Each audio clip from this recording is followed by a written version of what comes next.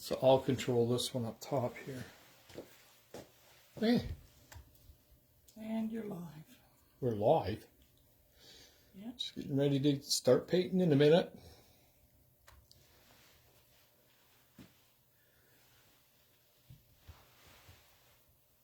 You're live. You're live on Instagram and you're live on Facebook. And I will go get that. Cool. Hello. A really important message.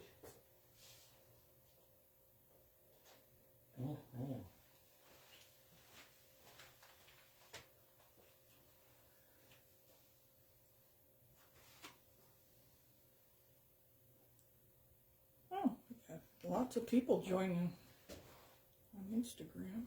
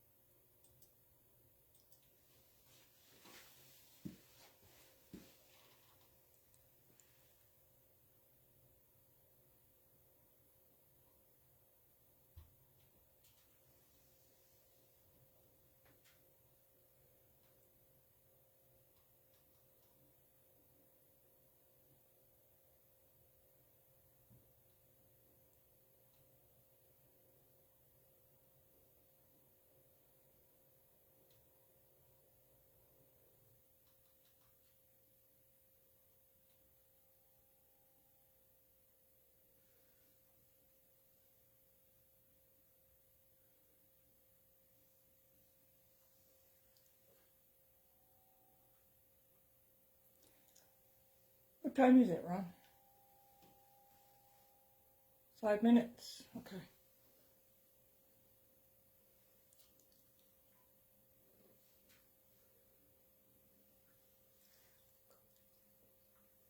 Do you need to get your brushes or anything ready? Sure. Yep.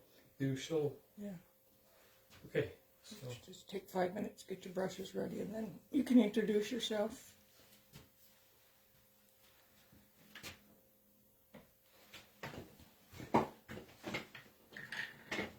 okay. So I'll get the sign out of here first. Do you think I should be taking this out of there? Sure. So this is the first time we've done Instagram, just so that you gotta. I would like you to understand. It's going to be a little clumsy, but that's the way we do things here anyway. It's we're just a little country shop that sells art into 60 countries all over the world. But, anyway, but yeah, it's always been casual here. It always will be. So today we're on Instagram, we're on Facebook, and we're also recording it so that the people that our collectors know that I produce a very high-speed video. So we're actually starting from a blank canvas today. And I'll be doing a sky. And let me just get ready, because I got a sign here that I just put up earlier just so that you knew that I was going to start about now. I think it should be around the time. If it's not, you might miss a minute or two, but you can always come back to the video after. The videos will be up online about a week or so. And first off, I want to thank millions of people, which our Instagram this last week, we had one of our videos went viral. And I just actually checked it just now. We've had 3.7 million likes on the video, and what's really blows my mind is we reached 39 million views this morning. So I guess that's not a small one. I don't know. I'm not I mean, we hire Hallie just because we need a social media person because, you know, we're old people and we don't understand the internet.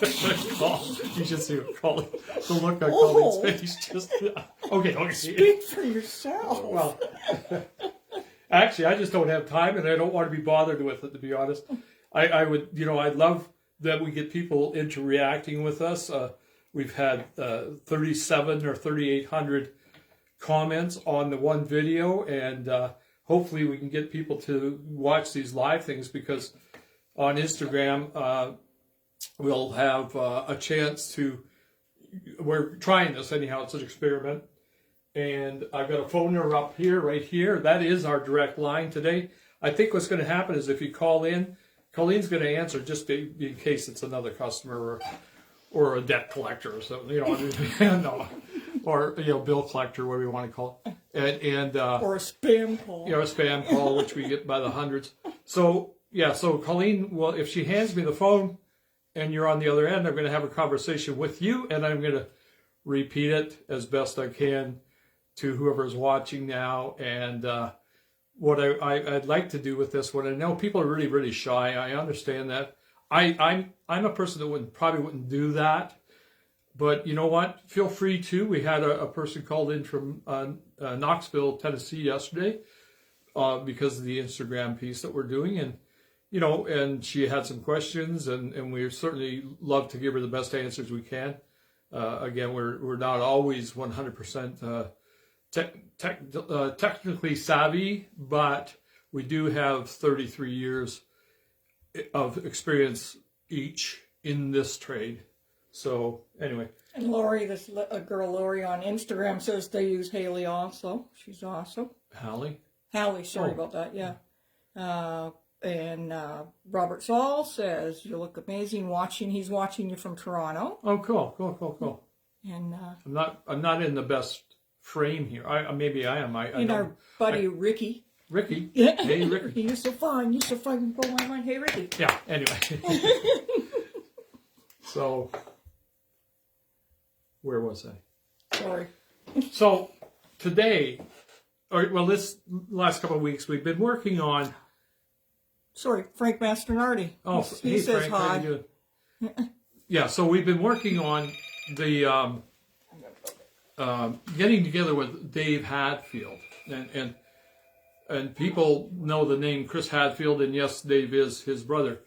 Dave is unbelievable. We on our email to you, we put the Wikipedia link, and we also he just test flew this year an airplane that Michael Potter up in Vintage Wings up in Ottawa.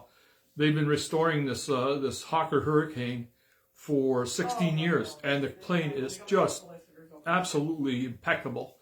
And Dave has got the privilege of flying their aircraft. He flies the Spitfire, he flies the Hurricane, he flies the Mustang. He just flew the Lysander this year. So I mean, my God, what a cherished life he must have. And Dave is a singer-songwriter. If you get a chance, he's got one that he wrote. I think it's the best song of Canada or whatever it's called. I apologize, Dave, if you're watching. But it's a fun song. It reminded me a little bit of if you crossed the East Coast folk over with maybe Ray Stevens, you'll have what Dave did with that song. It's a lot of fun. And I just lost the camera.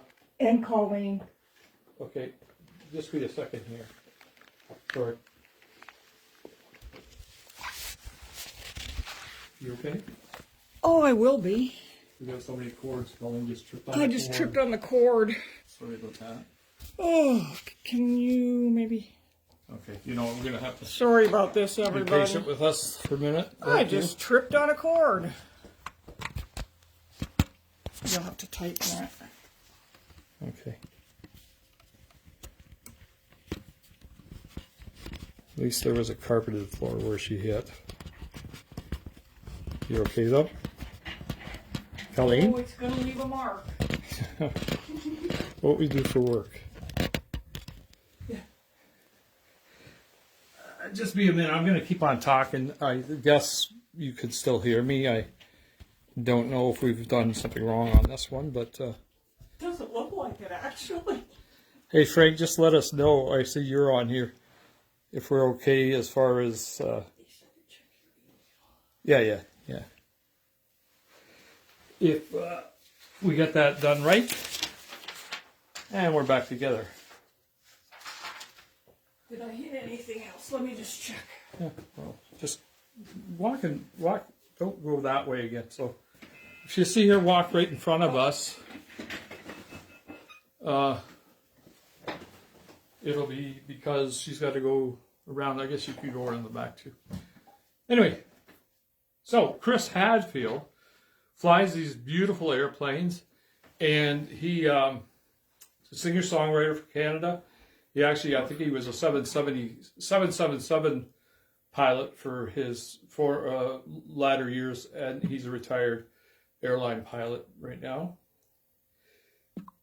And a really, really, really nice guy to deal with. I was really surprised, and Dave said that after we're done this, I actually confronted him to see if he would do a synergy piece with me, and he's actually going to do a synergy art piece with me also when we're done. And I just realized, again, apologize for being a little rough, but as I realize things aren't perfect here, we're going to fix them up as we go. Yeah. So, today, I'm going to challenge myself with this painting over the next 2 to 3 weeks. I want it done. I want it completely done. I want to present the Hawker Hurricane in the nicest scene you've ever seen a Hawker Hurricane in. The plane that they own at the Vintage Wings is the Reaper, which is really cool because it's got a real nice piece of fuselage art. And I spoke to Dave, and I said to Dave, give me an idea of what you would like to see. And I think I threw him off, and I usually do. I found even when I was dealing with like someone like Sting and George Lucas was the same thing, where I'd ask him, to get involved with me, and it was like, oh, no, you go ahead and just do it. Well, with Dave, I wanted to know what a pilot of his stature and of his background and history, I wanted to know the perfect moment of bliss. And he basically described what I thought he would, that as he would take off in a 777, and he says, you're climbing up through clouds and you can't see a thing, and all of a sudden you break into this incredible, huge world of multi-layered clouds, and the light, just for a split second as you come through the cloud, almost blinds you. And he said, you now all of a sudden you would feel that moment of bliss. And when I think of myself being, say, if I was in a Hawker Hurricane, I would have to think that if you're flying this airplane, first off, the airplane is this ancient thing that's in perfect shape, but your life depends on it. And you're up there flying, and you're at 30,000 feet or 25,000 feet, and you're all by yourself with that airplane. It must be just, yes, bliss, but at the same time, the most incredible feeling of being alone and vulnerable, I would think. So anyway, I want to paint the Hurricane sitting in the most beautiful sky I've ever painted. That's my challenge. This is going to be, I know the snowbirds was pretty close to it. But what I've done is I've taken 3, and just here's for the artist people out there and everybody else. I've taken 3 skies that I absolutely love, and I don't want to just copy a sky. The skies are to give me the attitude or the atmosphere of what's going on. And then what I'm going to do is today we're going to actually start painting the sky, and we're going to, I'm going to try and make it the best one I've ever painted. And then there's going to be, I want it to have some dark feel to it, because it'd be really cool to have the Hawker Hurricane, all of a sudden just bursting into the light. And it'll be, although the background might be really, really dramatic, dark in spots, bright in spots, a huge amount of atmosphere, sun rays, the whole deal. And then the airplane sitting in glorious, that golden hour type late day sun. So anyway, that's where we're going to start here. And before I bore everybody to death, I'm going to actually start to, you know what, why not have an art lesson or two? There in this picture here, there's a little tiny bit of blue. I did something very, very similar to it in the, I'm coming closer, in the Snowbirds piece. And I'm going to just start with the blue because in my paintings, I do layering. And anybody knows my work and has been watching me online, you know I talk about layering a lot. Layering allows me to put a sky in the background that I'm going to cover most of it up or a lot of it up, but it's actually going to give me the continuity. If I went, and I'm going to, let's just say we're going to have some blue sky here, and I want a little bit of blue sky over here. Well, I don't want that to be, I don't want the varying color. I want it to be the same sky. Well, that's by actually putting layers over top of that later. If I paint that sky now, it's going to stay the right color. I think that makes sense. It makes sense to me, but sometimes they don't make sense to anybody else. So I'm actually going to, I got the most basic, again, I mix most of my colors. People, I never buy a set of colors. The way some artists, the better artists they don't buy colors, they mix colors. So can I just mention, you know, that the Instagram post that we went viral on, it was about your three primary colors, which is how you paint. Yeah, it that? represents. Well, it represents. If you get a chance, yeah, view it. It's Colleen. It's fun because Colleen's hands move in there, and it happens in a matter of. It's only about a 14-second video, and it shows you what happens when you take the three magic colors. Black is not a color; it's a key. And in the term when we're doing printing, it's CMYK. In Photoshop, you use RGB. That's really not a breakdown of original color. Explain to Elaine. CMYK, C being cyan, blue, magenta is not a real bright red. It's actually more of a dark pink, and yellow is pure yellow, and then K is key, which is the black. And what you're going to see if you look at that little video clip is you'll see the yellow being laid down. These are the orders that I print in. Like, not every printer prints that way. I like to have the yellow at the back, then the red on top, and then the blue on top of that, and then the black on top of that. So you're actually going to see the three basic colors, blue, yellow, red. And it's just incredibly magical. We get people online there that we figure they've watched about 10 times minimum on an average. And you can see why when you do it, because I sit there and I look at it and watch it over and over and over again myself. It's like, it's just too cool. And we're putting more of those up. So I don't even know where I'm going to start here. Let's just take a look. Okay, I'm going to just put some blue in here. I'm going to put a bit of blue out here. The sky is extremely natural, and I don't have any choice in what the sky does. You don't, none of us do. So I like doing that with my canvas also. You know, I'm not going to just plan every piece out to make sure that every piece is right. So I'm going to actually stand up because I've got you might see me go weak on my shoulder here. I hurt my shoulder about 3 or 4 years ago, so I slowed down real fast with this. Anyway, we're going to do some blue in the background. And it makes a lot of noise anyhow. And you'll see how I'm not fussy about this at all. So this blue in the background is going to be the farthest back piece of this picture that you can see. And layers become clouds that are way, way in the background. That's the next thing we work on. And then the clouds that are closer, within 5 miles of us, we work on those. And then within 2 miles of us, we work on those. And it's right in front of us. We work on those, and they become layers, one over top of each other. And by the way, Hallie joined us too. Allie.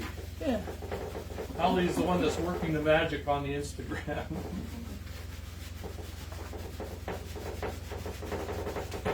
So, when I get the painting all done, there'll be that high-speed video that only takes anywhere from 5 minutes, maybe 7 minutes, and you'll see the entire painting being done that way. Don't even know why, but I'm going to put some blue here. Now it's starting to do that Bob, whatever his name is, Bob Rossi thing. Now we'll just throw some over here. Friendly little sky. Now we'll do friendly little blue sky in here, yeah. Friendly little acid rain. Ricky, Oh. And Ricky says, by the way, nice to see you doing the videos again, because he says they're always amazing. Thank you. Thank you.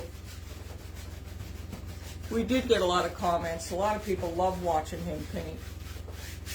So when you're flying, I fly a simulator too, you know, the big old Microsoft thing where it's quite realistic. But I always dream of flying amongst the clouds, and then you see that tunnel that goes to the blue sky. And that's what I'm actually going to put in here. Is the blue sky is to tease me into I want to fly that way. So that's all the blue the painting gets. That's it. That's it? No. That's it. That's all the blue the painting gets. No. Yeah. Why do you say no? Oh, I didn't know. Why are you questioning me? Because isn't there blue in the clouds? Oh yeah, I don't know. I mean, Okay. the pure blue or whatever. You mean the sky? That's all the sky. Yeah. Okay. I'm with you. So then what would Ron do? Well, Ron would take the furthest clouds back possible. And we're going to have a real art lesson here. Hey, Michelle, how you doing?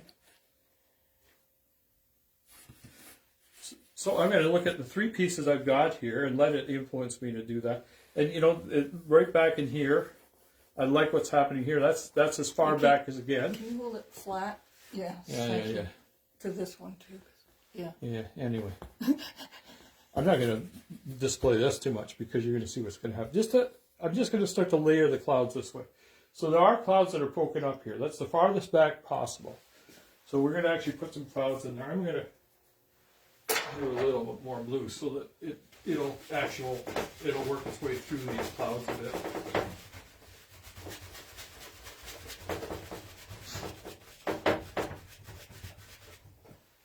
And Bob Ross and I both learned from a guy called William Alexander.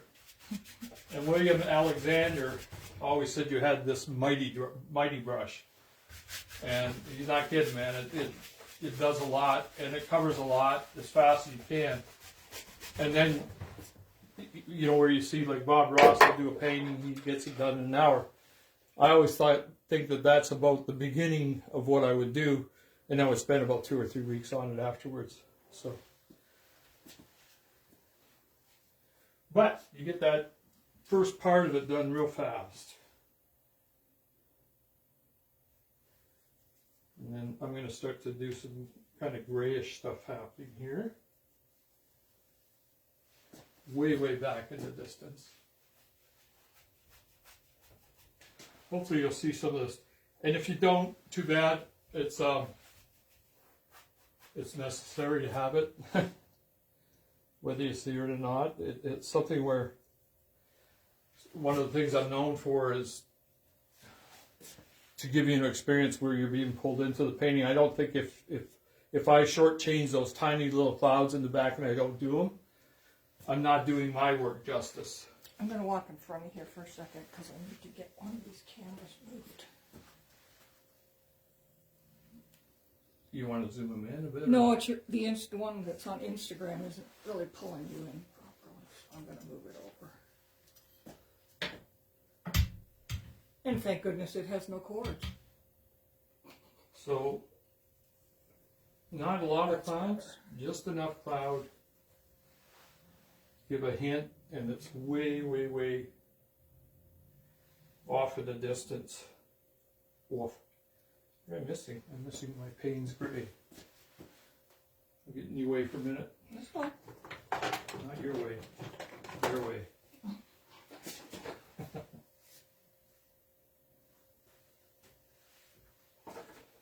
Yeah, so 2 hours of painting. Wow, you're not gonna want to watch this guy for 2 hours. Just so you can have your dinner and come back or whatever. And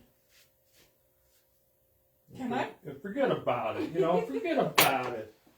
Yeah. Hopefully, and you tell your friends, because like we never knew what we were doing on Instagram and stuff, and Hallie's really helped us through that.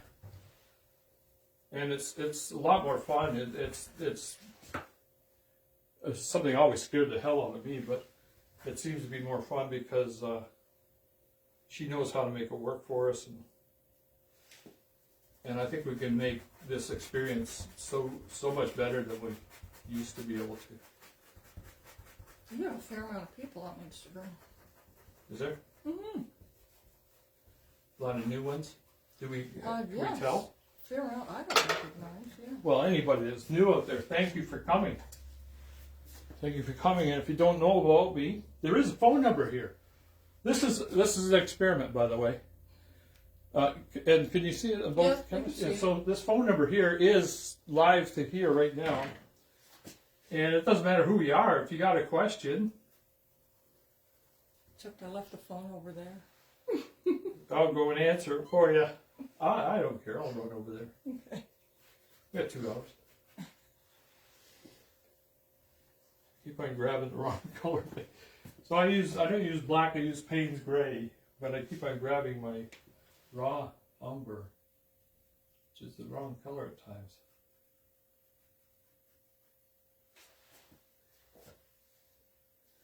Going back here, we're going to do one nice cloud popping up here.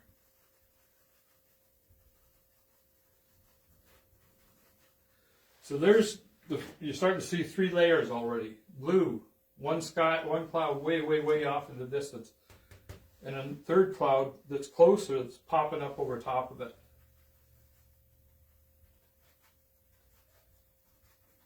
Okay, now just out of curiosity,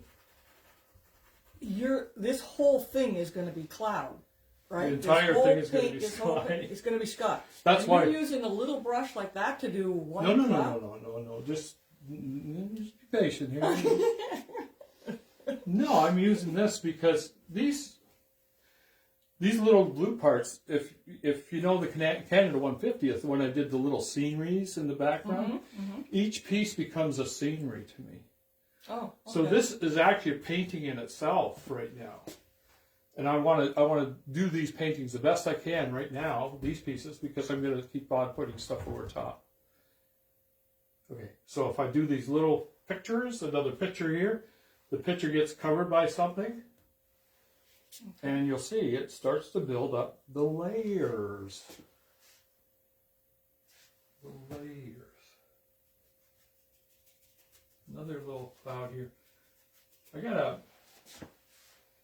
very expensive stretcher bar here, but if you see what's happening, these stretcher bars aren't supposed to do that. They're not supposed to touch the canvas.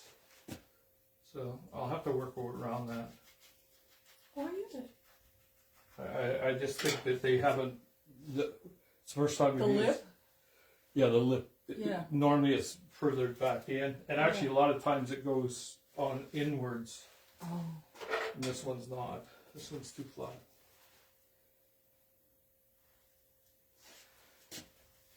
This painting will look like a mess. Hopefully I don't lose people over it.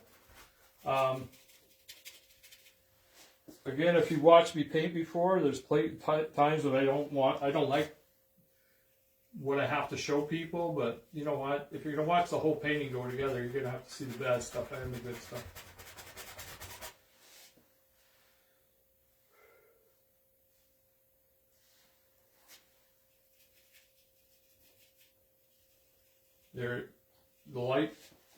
The sunlight's going to be coming from this way over, so the side of this cloud is going to be shadowed.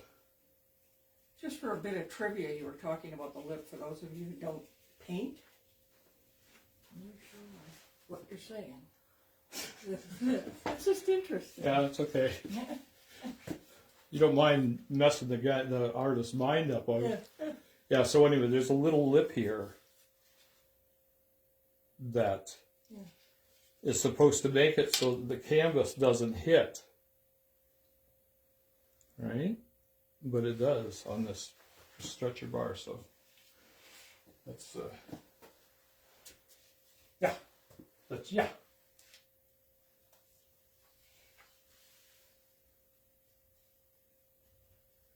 You know, there is nothing more fun than doing clouds and happy little clouds. You know, Why? Because they're freeform, kind of? Yeah, because I don't have to worry about how many rivets I put on a wing. Yeah. You know. How many rivets are on the wing? Yeah.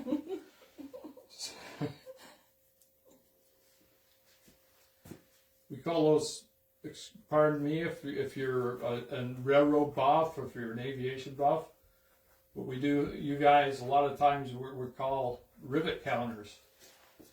Because if there should be 13 in that line before it meets the other line, and I do 12, I'm going to hear about it. And I really don't care that much, so. There's detail in paintings that just gets far beyond what the useful part of it.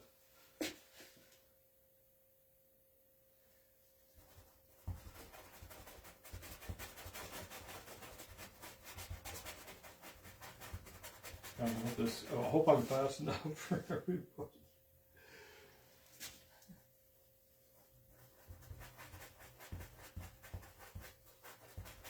You know what's so neat is, you see that what I just did there, laid a bit too much paint down. I can make it go away a bit, or just leave it. And you know what? That'll become a real cool part of this painting. Right there. And the same if I went over here and just hit it with a little round end of the brush. And just put a little puffiness into it, like the Stay Puft Marshmallow guy or whatever. A burnt one. A burnt marshmallow guy. And yeah, and that gives me the nice shape of the clouds. This one here I started working on earlier and I walked away from it. Going down in, and here's another layer starting to show. Right here. Blue sky, first layer, second layer, third layer, fourth layer, I guess it is. Yeah.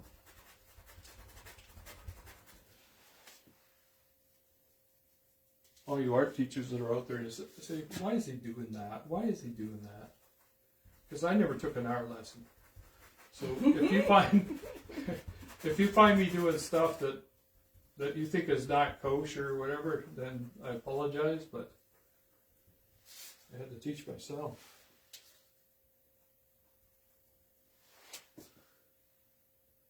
And I like it a lot. Get in front of you for a second here, clean my brush. Should do the Bob Ross thing. Do the smacky thing. No, I don't do it very well.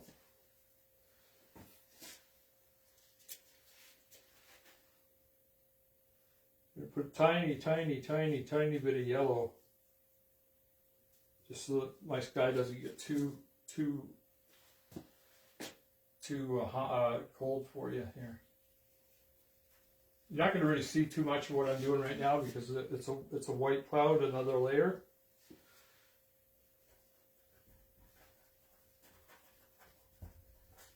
It's an important layer because there's going to be a flash of light. There's a dark cloud here and a flash light on the other side of it here. So I'm still curious. Are you going to paint the whole thing with that size brush? No. I said I wasn't. I said I wouldn't. Well, I'm waiting. Well, if you're waiting, sorry about it, because there's 1,000 other people that are waiting too, right? You know, okay, well, so be it, I guess. Oh, look at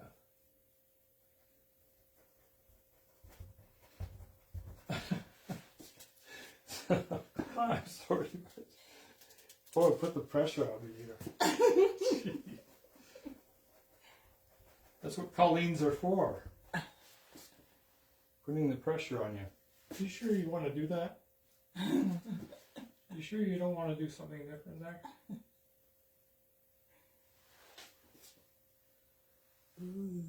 What? Does that work? Ooh.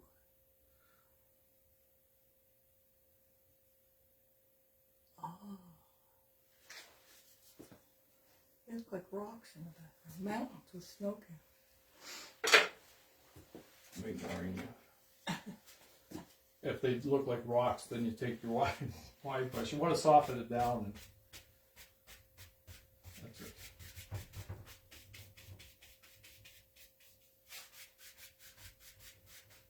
Because there's a lot of atmosphere stuff. Make me feel intimidated. Colleen's making me feel intimidated again.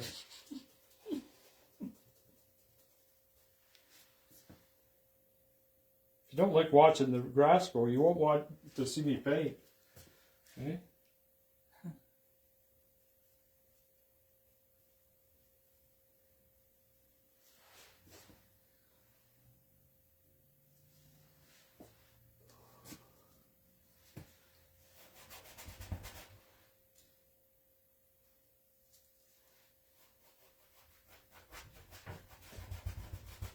Some of the first color happening here now because I want a warm sky the time of day, so I got to get some of this warmth in here.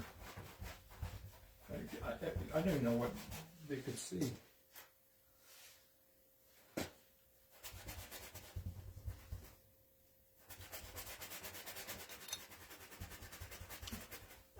Yeah, you can see that.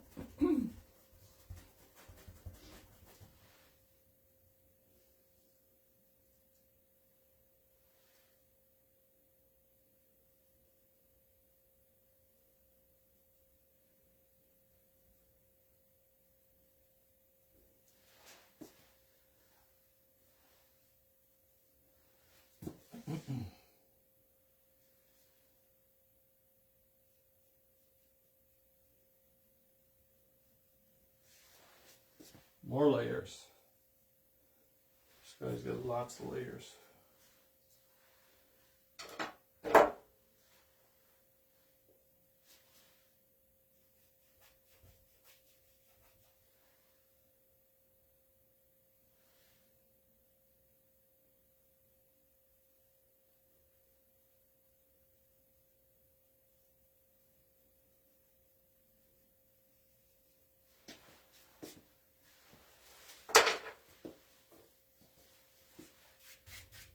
Maybe I don't have to talk for 2 hours. Let's do some painting here. So if this is an airplane piece, does that mean you're winging it? Oh, yes. Yeah. Okay. All right. That's like a dad joke. Bad dad joke.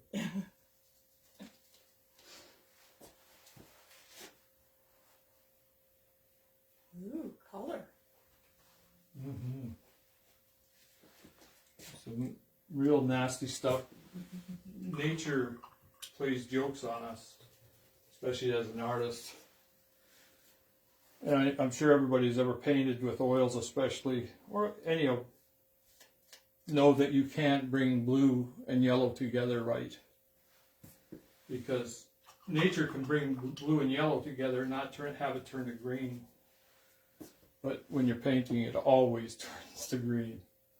So the trick is to leave a white allowance beside it. The trick is always to have white on this side of it so you don't have it turning green on you. Oh. And it is a trick Cool. because, like I said, nature allows colors to happen, not like paintings at times. So if I wasn't careful, all of a sudden I'd have a green streak there, which that wouldn't make too much sense. And you want this beautiful afternoon light, gold light of the afternoon.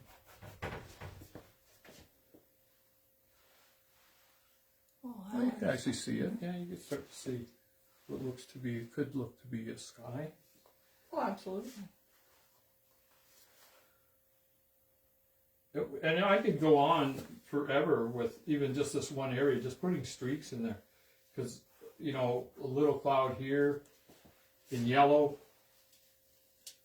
you do one in gray. And it's not going to matter. It's because there's holes in the sky. One's in shadow, one's not in shadow, one's in full sunlight, one's in partial sunlight. And the more erratic, or I don't know if erratic is that word, more freeform I allow my hands to work, I find the more natural things are. We always want to do this, right? Instead, you want to do this. Oh. And your cloud, well, get a little bunny rabbit. You're kind of pushing the paint into the canvas. Yeah, there is a bunny rabbit right there. So you're not. It's chaos.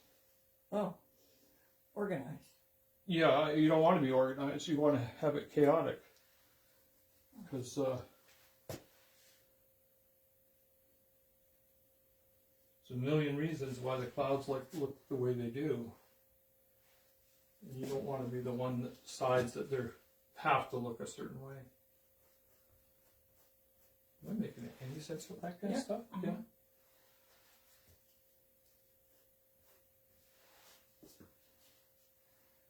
What I find interesting, in a way, the way you can incorporate your art, and you also know different cloud types and the way the winds move, and because you are a flyer.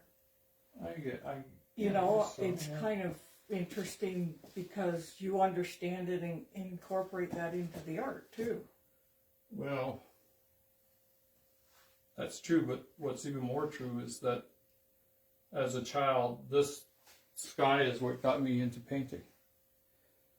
Because when I was 4, I'd be laying out, we had the little farm, and I would lay out on the farm, out in the weeds, in the soft ponytail grass, right, or sweet grass.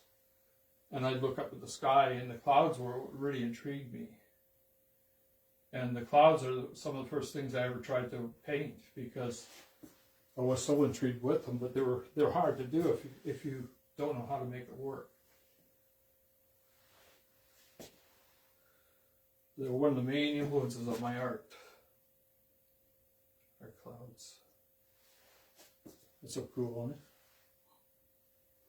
But you obviously understood the layers. I don't know if I did back then, but I had to learn that real fast, because otherwise it didn't work.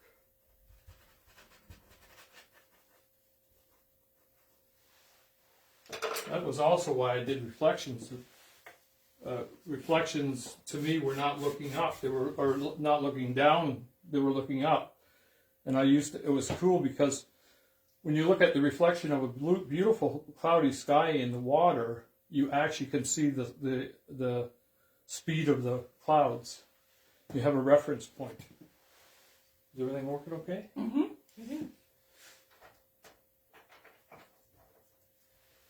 In the brush, I'm in your way, sorry about that. No, Advertising my name. And if you don't know how to pronounce it, too bad for you. No. In case you don't know, it's Soup Chew. Soup Chew. We always say it's like your hairstyle, Soup Chew. Real fine little guy here. Oh, that's so cool. That's a way, way, way back there, isn't it? Mm-hmm. This one is going to have some light hitting the leading edge of it.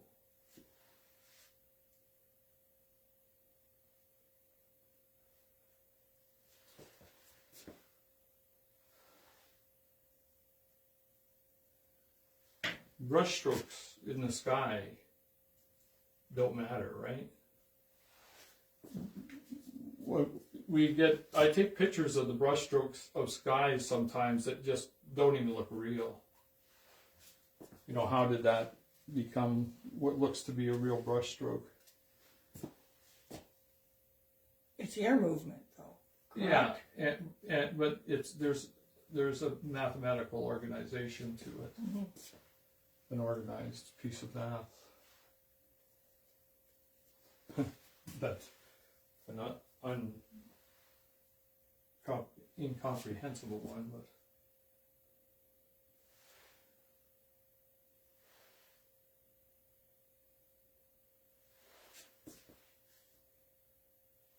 It's just a little too abrupt.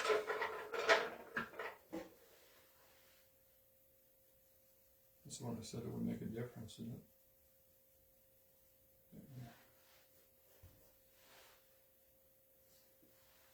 it?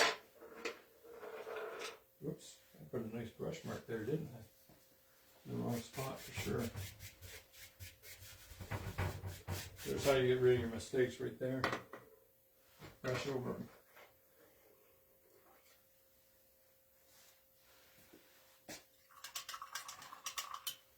This should be a cool effect. Let's try something different.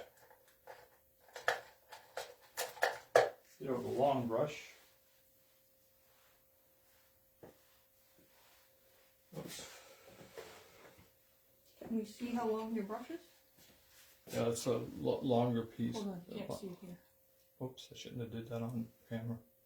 What to do? I went like that. Oh. These are dry, so they're not. If you're cleaning your brushes and you did that, it's not a smart thing to do. Because the white paint I use has cyanide in it. So they say do not put it in your mouth.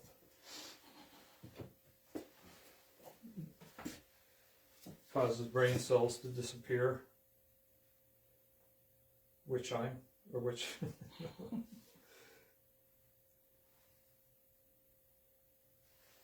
long brush in this white cloud here will really add a cool. The tops of the clouds are being lit up, right?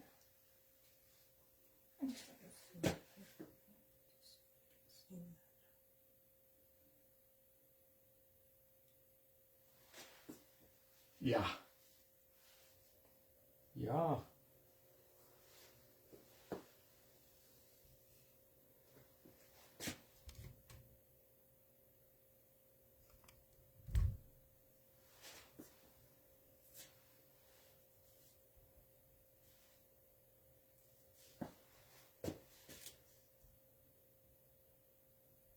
This all seems important when you're at this part of it.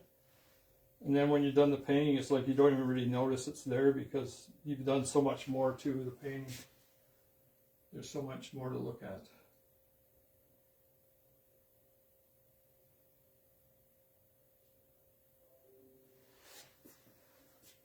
Yeah, I like the fact, like what happened there. This cloud layer now is nice and smooth. I'm going to do it over here, but I'm actually going to do it in a shadow. Oh, maybe not. Maybe not quite yet. Yeah. Yeah. It's going to be in a shadow here. You're going to do the whole thing with this little brush? You're funny. You're funny. Cute, but funny. I was asking. I don't paint, so I'm asking layman's question. I'm giving you answers that aren't too far off that, so.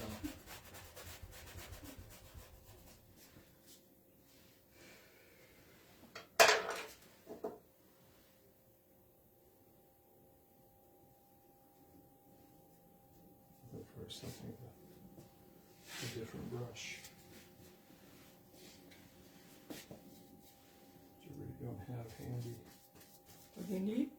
No, it's okay. I'd have to wash that brush. It's going to take me too much to do it. You want me to go do it? Nope. Okay. Wow. No. That was unexpected. Well, that is unexpected, even for me. No, I'm just kidding.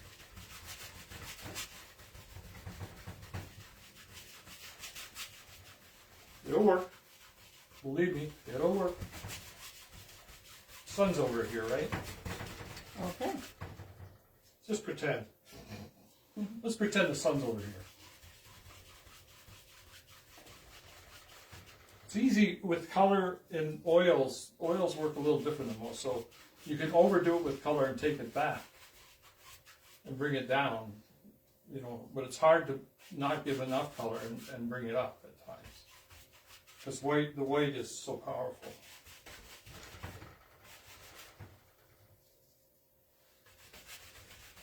So is the sun really coming from that direction? The sun is actually going, it's probably almost gone down.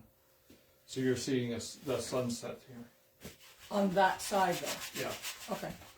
So my question is going to be then, when the airplane is flying and you have light on the airplane that's coming from the sun, Yeah. it's going to come from one direction? Yes, it comes from this, Okay. and it comes from slightly behind us. That's what these lines are all about. These lines are saying that the sun is slightly behind all of us. We're looking not just straight to the side, we're actually looking that way at the sun. Okay.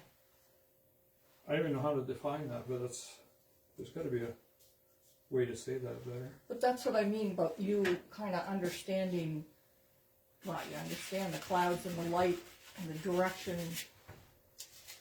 Okay. Okay. But I don't, I mean, you taught me things like that. I would have just went, yeah. yeah, that's a nice sky. He's a nice guy.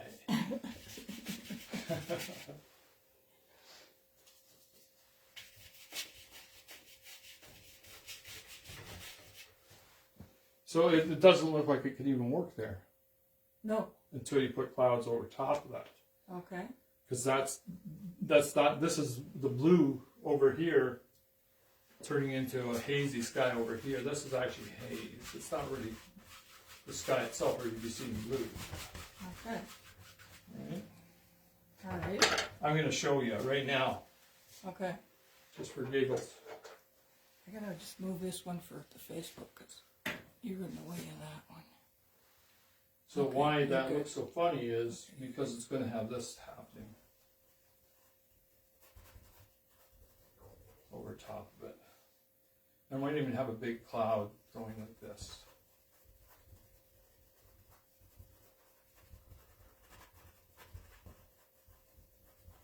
Well, now it's going to have a big cloud go like that.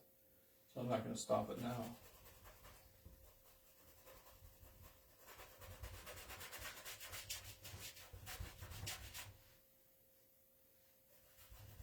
Everybody out there has just said, man, did you ever mess that thing up? and I have Bob up in Toronto right now watching us. The story was, I did this painting, it looked really, really cool, and then I went and I did the whole rest of it in this ugly brown stuff. And Bob just almost died. He said, man, you just ruined that painting. Well, it's one of my favorites today. Right, Bob? Did you ruin it? I don't understand. No, what I you're didn't saying. ruin the painting. He just didn't understand the stuff. Oh, okay. Just like this step here. This would scare most people to do that. Okay. But it won't bother the piece at all. It makes sense. Especially when you start to do, when you start to pull it this way and bring it all together.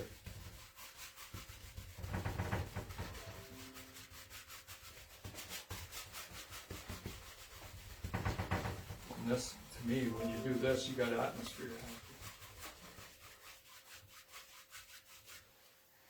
Mark, Frank Masternardi, trivia.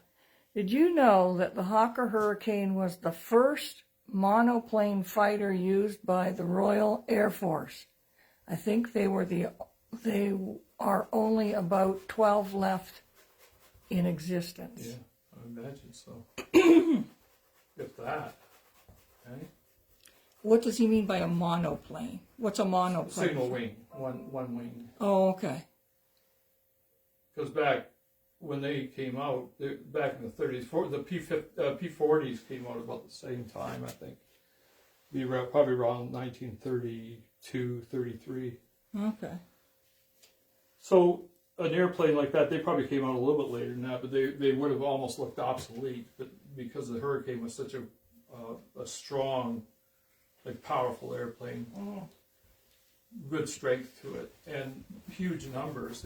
They were producing huge numbers. No, the history I read about it was rather interesting because they were saying that, like, although the Spitfire is the most popular to the general public, just because it's kind of romantic, sexy, kind of, you know, fast, but it was the Hawker Hurricane that actually won the Battle of Britain. Yeah, it was the workforce of the World War II fighters. Yeah, the Hurricane took out about 60% of what was downed. Yeah, that's right. I read that. Yeah. Yes. And it was a slower plane than the Spitfire, but it was much older. Yeah, it was out before the Spitfire.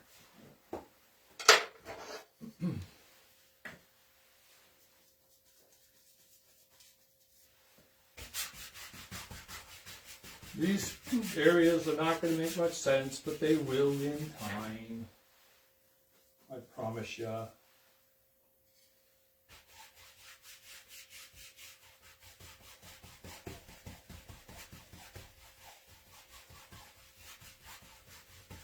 So I like about sky so much, you don't have to worry about too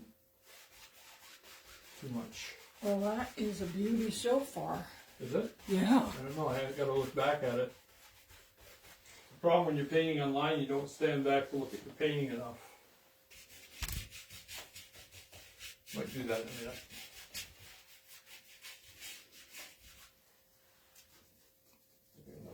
Now, what is Bob Saul saying something about it was the resurrection of the blues? Is that the painting? Resurrection of the Blues. Is that what he was talking about? He said one that hangs proudly in his home.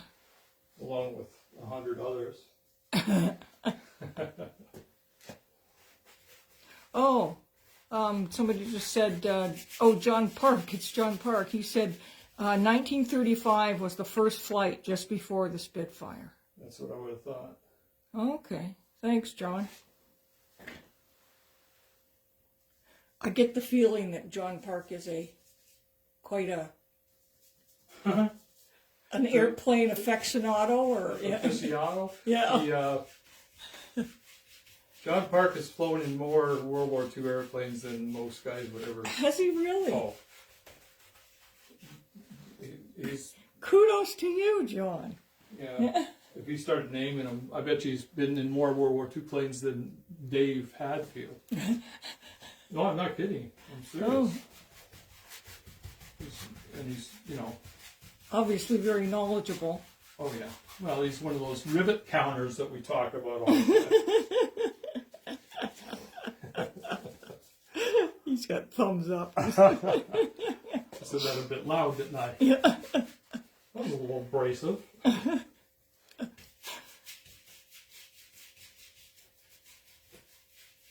So nobody has gone like, ew, what an ugly sky yet.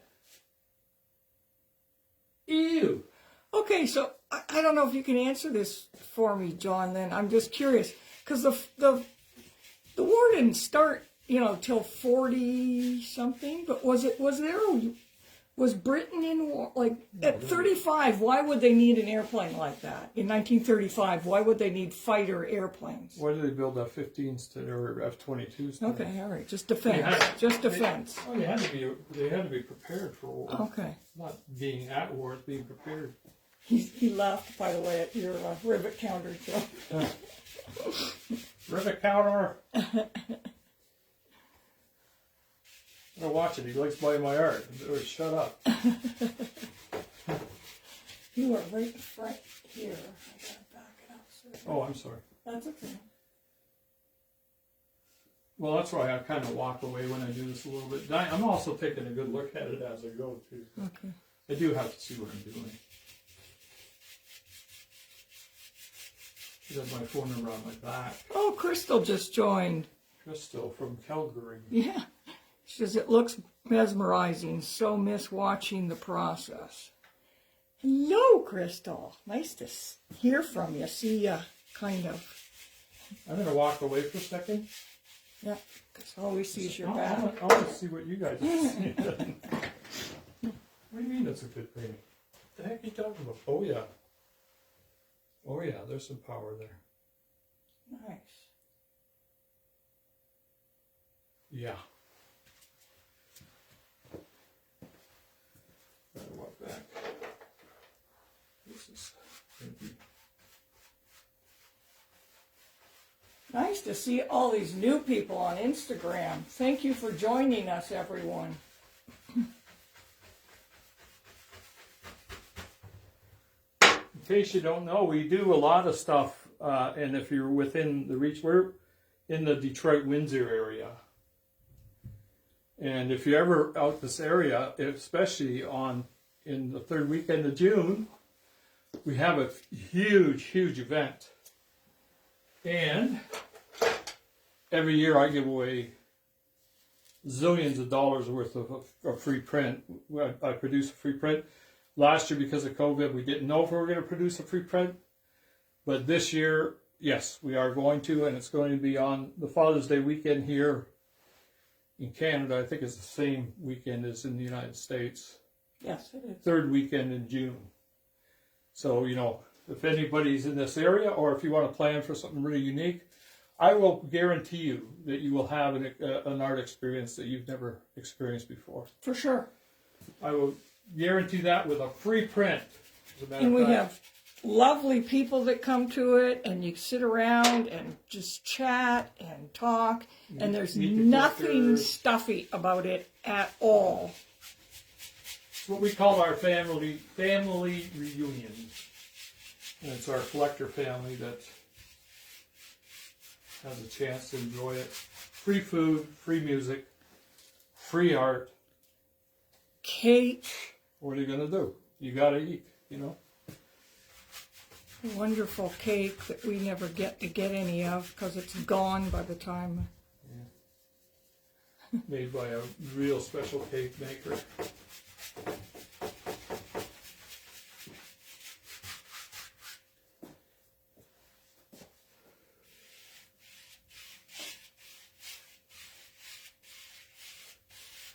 So if you notice, as I'm working here, things are starting to get blended together. They make more and more sense all the time. How do you teach this stuff? See, I'm not a good teacher, right? I was just thinking, how the heck would you really teach somebody to do this? You teach them how to do it while you're doing it, but how do you teach them to think that way? Oh, tell me. I gotta know. Repetition, that's all I know about. Yeah, watch the videos. When I do my art form, it's just practice. What's a big hole for? I'm going to guess a big cloud. Mm-hmm. Yes? Yeah, there you go. Because that's what I would put there. If I knew how to do what you were doing. You can do that. You want to come over here, I'll let you do the rest of it. No. Because I will. Don't tempt me. I know. I know. And it'll turn out looking nothing like yours. If I did it again, I wouldn't look anything like this. This stuff never looks the same twice. I don't know how it could. Well, you know, I've only had one opportunity in my life that I had to actually repaint a painting. That was a totem. And they're two different, almost like two different artists did them. So. Oh, somebody just said the program blacked out. No sound. Where did you go? Somebody where? Maybe John Park. Huh? John Park. And that's on Facebook. That's not Instagram. That's Facebook. I never thought to check how long do you have. What do you mean, how long do you have? Well, I don't know. Is there a limit?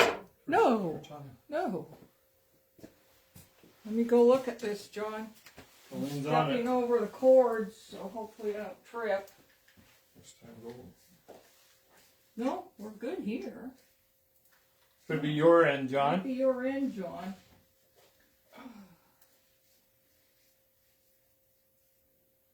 Bob, if you're on Facebook, would you let Colleen know what's up? If it's okay.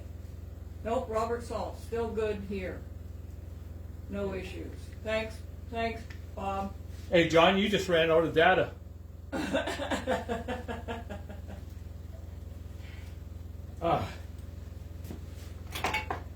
Data.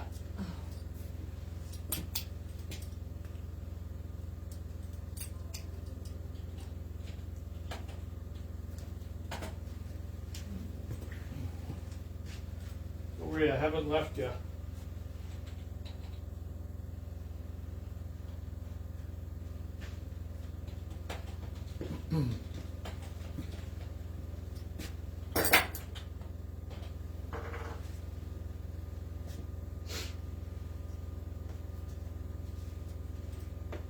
Oh, gee. What's the deal? I've got a thinner here, and it's a little too thin. Oh, Frank Mastinardi wants to know if you'll be doing a time-lapse video of the whole painting process as you did on some of the previous renditions. Absolutely. Absolutely, Frank. I'm putting more paint on my palette here, guys. Just Yes, I love when he does that, Frank, because he'll video it as he goes along, and then he speeds it up and puts the whole thing. Because there's a lot of we've got a lot of customers too that aren't on a lot of the social media. They're not on Facebook or they're not on Instagram, so we try and get a video out when it's all finished, and I email it to everybody. and not only that, the format for Instagram is just I'm sorry, it's crazy that doing it upright, any real professional photographer cringes when they see that kind of stuff, because our eyes see peripheral 180 degrees-ish side to side, but not up and down. So if you change that by making everything portrait style, then you're actually losing what your eyes would normally see, especially for sceneries and stuff like that. So I was kind of curious about that, just having these done for when you're seeing all of this and all of that, which you don't have to see. You should be just seeing the picture. When you see the video, the high-speed video, it's basically just the painting and me walking in front, but I can edit some of that out, I think. Like, maybe not. We'll see. I know nobody else can smell that, but what is that smell? That's liquid. Okay. That's the stuff Bob almost like puts his nose to it. Really? Dangerous. It's got like a kind of a citrus smell, but it's... Yeah, it's oil. Yeah. Wow. That's strong. And what is liquid? Liquid is it's a product it's kind of a synthetic product that allows the paint to go on. You see how fast it's going on now. It goes on a lot easier. It flows nicer, and it actually dries quicker. Oh. So it actually Does it thin it out though? Does it thin out your paint? Well, yeah, Okay. but not. It still has a viscosity to it. Still has a bit of a thickness to it. So and when I wanted to put fairly dry paint, and if I wanted to put paint over top of paint, it's easier when the next paint levels are wetter. So we can see that part. Wow.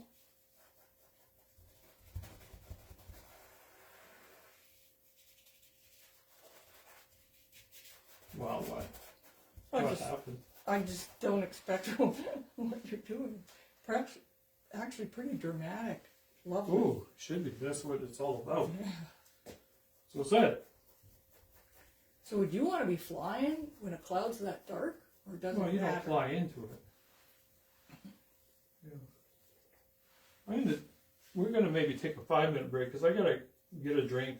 I'm getting real dry, and it might just pay to have a few-minute break for my eyes. If you don't mind. We've got about an hour, have we? Or I'm sorry, I'm not watching. So if we came back in 5 minutes.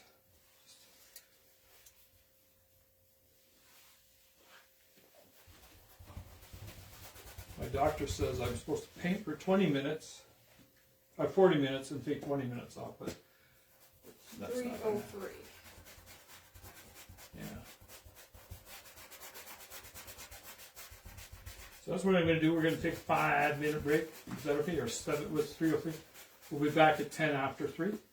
Okay. I'm going to go get a drink. Maybe bring back a coffee, and we'll get back at it. Is that cool? Okay, guys. We'll see you back at 10 after 3. Okay, hang on. Okay, yeah, sorry. I just want to be able to move this camera because... Okay, well, we'll worry about that in a minute. See you back in a few minutes. None, these are still on. Just because we're getting your back on the Facebook camera, I'm going to move it. You know how to record that after?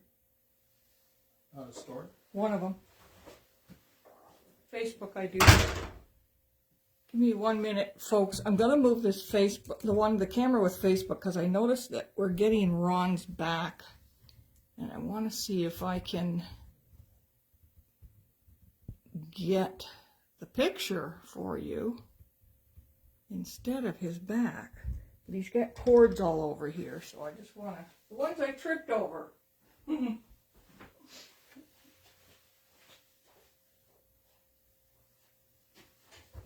Okay. I have a feeling he's got this plugged in someplace. So, I'm going to walk in front here. Sorry about this. And go get a plug.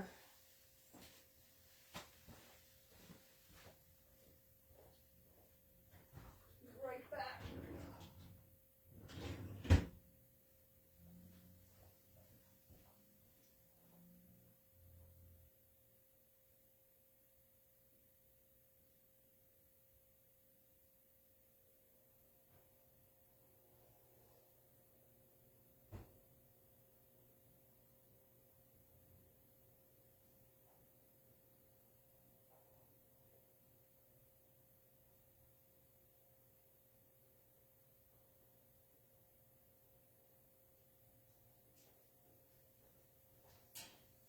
Sorry, I had to find a USB plug. I could plug this in so that we can get some... I can change this around a little bit.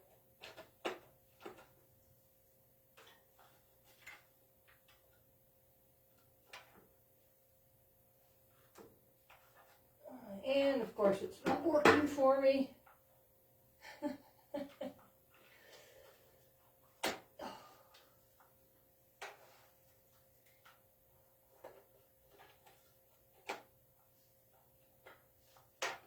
All right.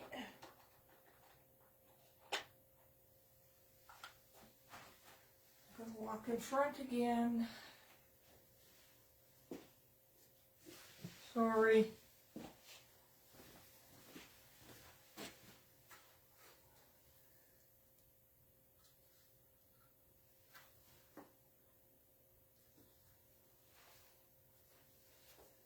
Okay.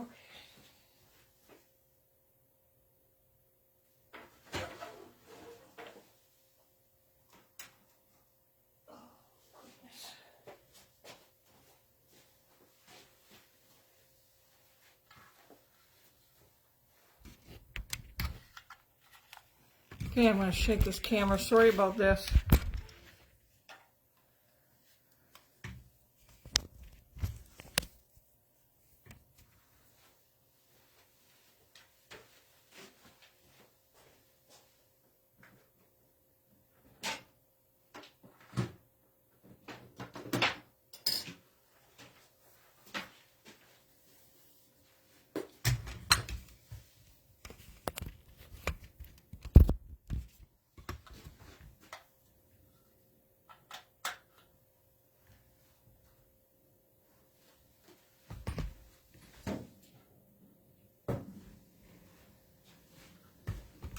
Sorry.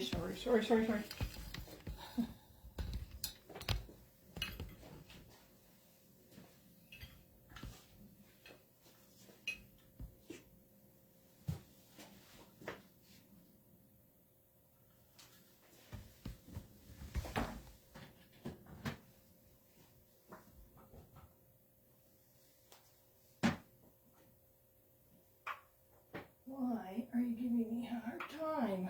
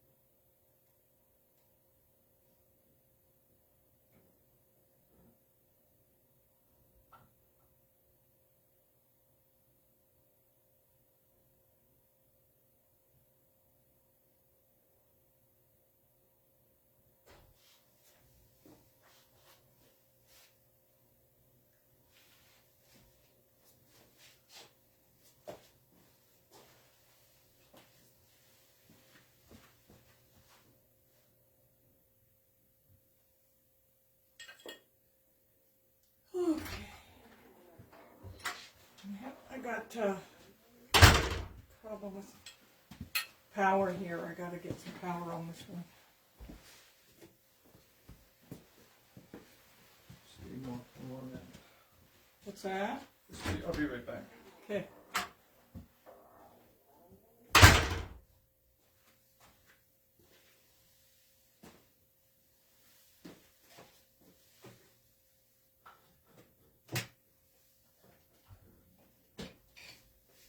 Let's try this again.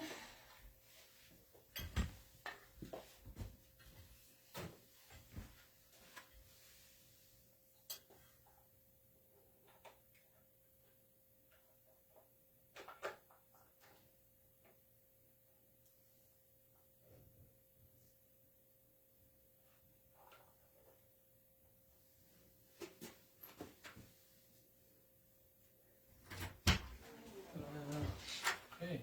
Okay. Trouble with some power here. Okay, you keep on working at that? Yeah. Which ones are working now? They all. Is this working? Everything's on. Okay. Let me just double check. Hey guys, I'm back. Let's see if this got moved. No, we're good. I had to try. We got to do something with your Facebook camera because all we're getting is your back there. Okay. You want to move it? Yeah, but I was. You patient for a second? We'll let Colleen. I actually, you can do whatever you want right there. That might help a bit. Yes, probably will. Can you zoom out or zoom in or whatever Yeah. you got to do? Probably. And I'm going to get back to painting. Okay. God, it must be because we've been hit with the start of winter, and my mouth, I'm so dry. I actually had a glass of water. I need another one.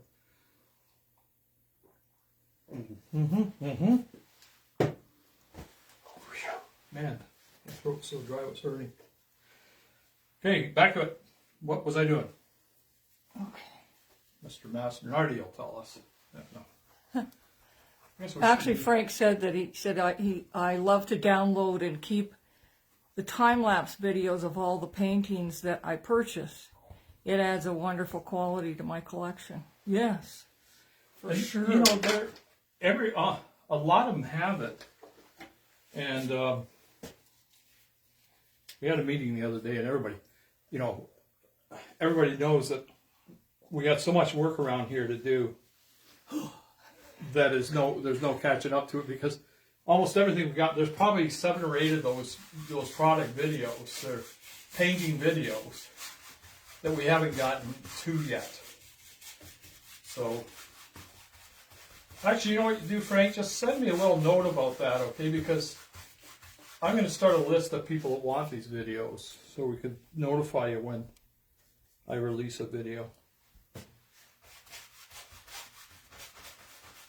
Okay, that's better for Facebook for sure.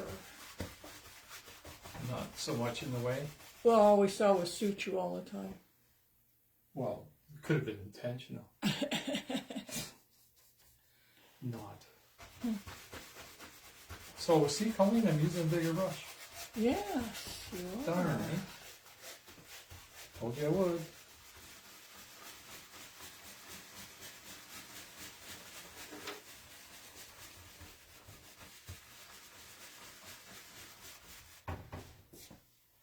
So if I'm going to do a piece with, it's nice because Dave Hadfield, he agreed right off the bat to do a synergy piece with me. And in case you don't know, synergy pieces are, I guess I should explain. Mm-hmm. I take his favorite colors, or whoever, Dan Aykroyd we did with Prakash John and, you know, different people. And Spenny from Kenny versus Spenny. And then what I do is I take the favorite colors and I put them on canvas as a real rough, just like, actually almost like I'm doing here, real rough. And then they get a chance to play with it. They take the background. I let them paint anything they want to paint, anything at all.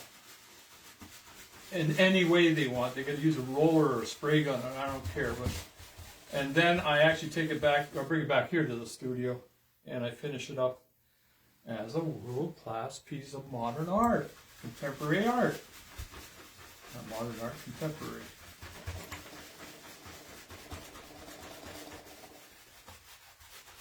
This cloud's going to be ominous. This is interesting.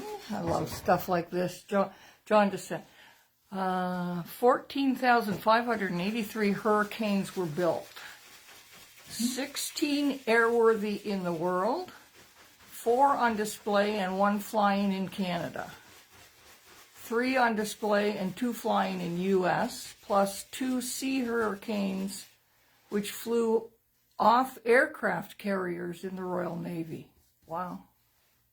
Yeah. I'm chuckling at you, John. I love that. No, you know why?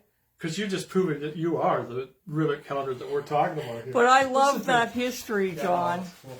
Yeah, getting into the specs. That is neat. Yeah, and hurricanes, I didn't know they were called sea hurricanes, because the Spitfires also had a sea fire, which was a Spitfire that was built for aircraft carriers. Well, they used an aircraft carriers. I don't know if it was built exactly for that. But here's a real neat, there's a neat color that I see in that sky right now. I don't know if I can do this, but oops, I kind of missed just now. Just kind of missed. I kind of got it back right there. And it's got a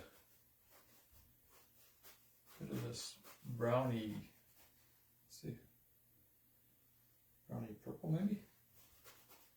Yeah, a little touch of red to it.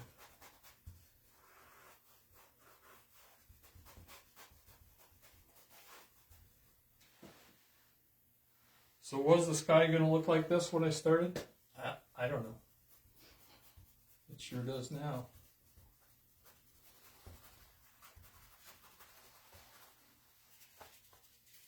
I didn't get a chance to read that email, Frank. I don't know if you sent it to Ron or me. I'll go check mine.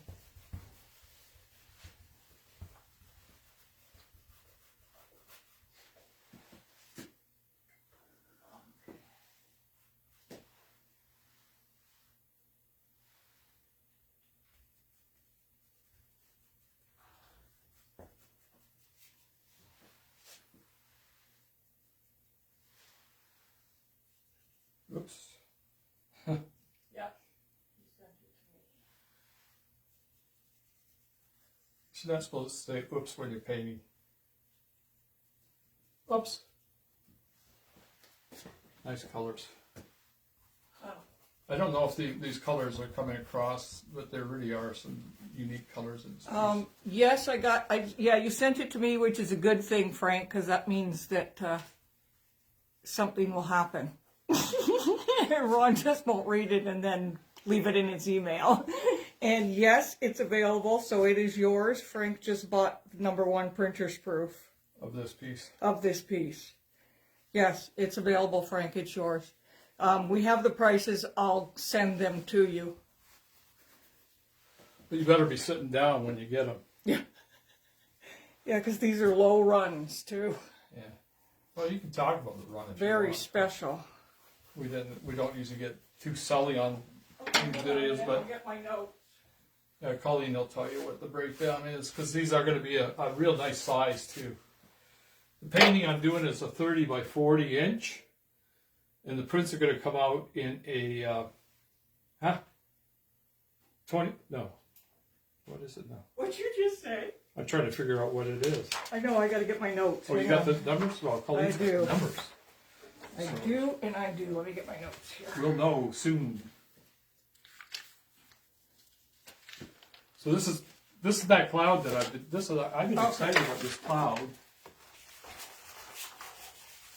Happening. So what happens with this cloud? Okay, this is what's, there's only going to be 150 prints, signed and numbered prints. I'll start at the other end. There's going to be 10 printer's proofs. With that printer's proof comes a remark that's included in the price. And Ron is going to do basically a cockpit of the airplane, and he'll put your name on the cockpit. Well, actually, it's the whole airplane, cool. The whole profile. Is that what you're going to do? Oh, that'll be Yeah, nice. you're going to have on the bottom, we only did that, I think once or twice with the Lancaster, where we had the whole airplane. So for the press proof people, they're going to have a very unique remark only on those ones. You'll have a full side view of the airplane with your name as the pilot. Yeah. So there's only 10 of those. They are $1,995. That's the press proof. Then there's 20 artist proofs. They are $995. And then there is only 150 signed and numbered, and they are $450 each. And of course, you can order remarks on the signed and numbered and the artist proofs, but they will not be the same as the press proofs. They're not going to be quite as elaborate. Frank, when you said, "Are you sitting down?" he said, "At my age, I sit down a lot." That's good, Frank. That's funny.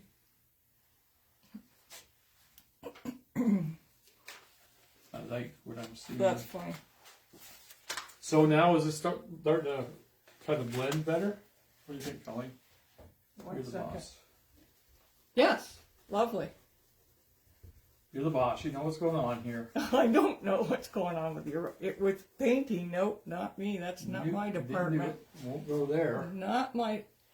Bob. Bob the art guy joined us. Oh, hey, Bob Bob. Zarb. Hey, Bob. Bob lost his father in the last week. I try to get hold of you. I don't have an email that works for you for some reason. I feel so bad for you, and I just don't know. Stop in sometime. We'll have a nice coffee together. But sorry to hear about your daddy. Yeah. He was a lovely, sweet person. Somewhat like you, Bob.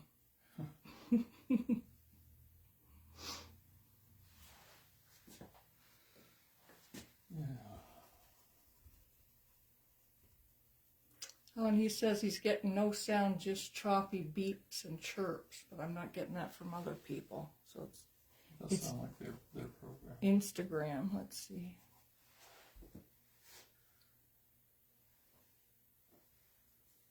Oh, this is nice. Christopher Marentat says, "I wish more folks gave us this intimate view of the process. We see live streamers for music, but not for artists." Thank you, Christopher. Yeah. Because not very many artists are dumb enough to put themselves in front of a bunch of people.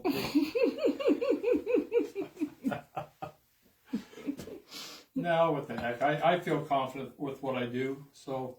And I think that's it. I was just going to say that. I don't think a lot of artists are confident enough to paint in front of people. Not live. Live is... Yeah. And you know what? Going live like this, I appreciate your thoughts. Live gives people a chance to not only see the process, but to hear the thoughts. Because, you know, if you came into my gallery or the studio or whatever, and I said, I don't let my mind pay too much attention to it, or I don't focus on it too much, then it might just sound like something I made up. But, I don't. And this way, people can see how loosey-goosey we can paint and get away with it and do a good job with it. This painting, I think, I'm trying to make it, and I hope the sky will actually turn out to be the best one I've ever done. They're always the best one you've ever done. Well, you know, I'm going to pay more attention to more detail. Usually with the sky, you almost seem to want to stop because it's like eating at a buffet and for 3 hours, you know. And all of a sudden you get tired of it. And I'm guessing Christopher paints. He says, do you find it challenging when painting familiar scenes to find something original? Do you tend to fall back on similar scenes? I apologize if that's taken the wrong way. I'm often challenging myself to perform in original ways. No, actually, I understand exactly what you're saying. If I love to see something that I do, it's like my daughter sings, and I always said that you always use the candy in your voice, the stuff that you really love in your voice, and you put it out there for people, they'll love it too. So if I find my skies, although my water does it a lot, if you go to my water scenes, I rarely do a real rough water. I actually, my water becomes very similar just because I love it so much. I don't know. That's, to me, it's, if you're doing something that's in your heart, that's the way to do it. You know, some of the most popular stuff I've ever done hasn't been the hardest stuff. It's been the stuff that was inside my heart. And when I got it out there, it seems to be that people really like it better because I think my personality shows up better. So, I don't think you can duplicate something you do well and that you enjoy a lot. Go ahead and do it. Do it as many times as you want. It's always going to be different if you're painting anyhow. You never paint the same thing twice. Oh, Christopher says, he's a musician, not an artist, which I'm layman. Unless he's into jazz, that won't work.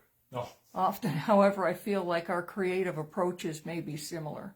Oh, yeah. For sure. Yeah. Well, I'm into music too, so I understand that part of it. As a matter of fact, I got a handmade Larrivee guitar. If you want. It's for sale? No, I'm just kidding. Huh. You have a guitar signed by Eric Burden too, don't you? Yeah. So then you take somebody like Eric, if he's listening to me, he'll never talk to me again for this one. Eric Burden, the Animals, I mean, I went and saw him. I was invited to his 60th birthday party in L.A. And that was the last time the real Animals, there was 3 of them left in existence. And they got up on stage with Leon Hendrix on one of the guitars. And when Eric does The House of Rising Sun today, it starts off for about 2 lines and all of a sudden you don't recognize the song anymore. And I don't believe in that at all. Like, I really believe that once you've made a song that's so incredible and you put it out there, it's no longer your song. And I don't know if that didn't mean anything towards what you were asking, but I always love to hear a song the way I heard it back then. Well, everybody likes that familiar feeling. Yeah, I think so. It's kind of comfort, too. But Eric was actually from the jazz club in Newcastle. He created the jazz club that Sting studied under in university and in Newcastle. And he was into freeform jazz at the time. You could actually see it in the way he plays on stage today. Oh, put the pretty little, happy little clouds. It's looking pretty good. I don't know. I like it. Hopefully other people will. Somebody's saying they can't hear you. I got to figure out why. What's going on? Probably because I'm not talking loud enough. No, it's only on Instagram. Christopher says, sweet. Actually, when I'm composing, I often think in terms of the notes expressing color. Oh, that's so neat. Yeah. Do you ever hear your paintings or think about them in terms of soundscapes or landscapes? Hold on. I've got Am I bothering you with these questions now? No, this is great. Actually, I look forward to this, and a lot of people don't like to ask them. But that's something I've got, they have syndrome of some sort. I actually taste color, and that's why purple is my favorite color, because it's not just because I'm painting purple, it's because I'm tasting purple. You know, and I swear, if I was to smell a purple flower in Egypt and one in Greenland, I will actually smell the purple part of that. I don't know why, but purple has a color or a smell. And it might just be that I'm fooling myself mentally, but I don't know. You've said that to me lots of times before, though, that certain colors have certain smells to you. And greens, green. Well, that's a fine example. Green. If you eat a green of some sort, most people would admit 90% of the time they could taste the green in it. So it's probably the chlorophyll or whatever it is. Chlorophyll? Yeah. Oh, yeah. You know, it's probably that what you're tasting. I think purple has that somehow. And it has that thing that just, I just love it. And I don't paint purple a lot just because it's always been such a hard color to reproduce in the past. The last one I did was with Daniel Victor, and it was Synergy number 4, and it's actually one of the most popular pieces that I've done, and it's almost all purple, black, and white. Oh, and some blue. Christopher, I'm just curious, what colors do you see for what notes? Like, is it one note that you see certain colors, or? E would be blue, a dark blue. Really? Am I right? Is that what you...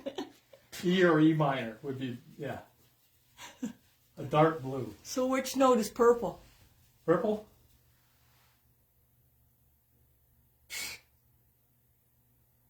D minor.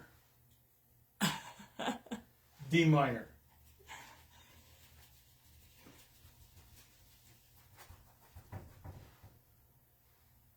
Okay, come on, Christopher, because you got us going now. Everybody's saying, get back to the painting. Yeah. Am I in the way again? Of course. Oh, this is, that's fascinating and interesting now. With that in mind, does the aroma of an environment influence your painting? No. Would a foul smell suddenly change the way your paint turns out? Ha ha. I just wonder where the foul smell came from. Christopher, what the hell? Where are you at, man?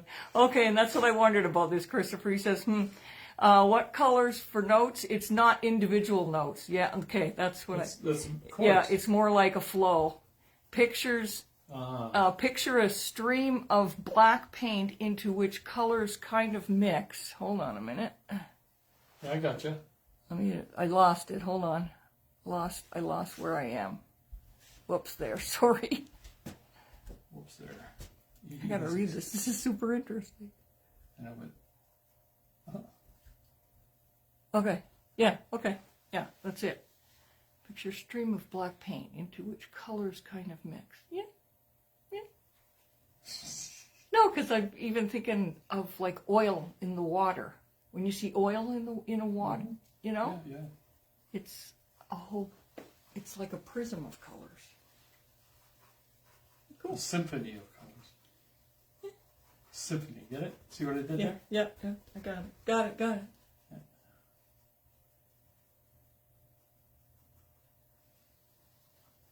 Yes, exactly. That's a symphony. Oh. That's what he said. I just had a creature showed up. Let's make sure that creature stays there.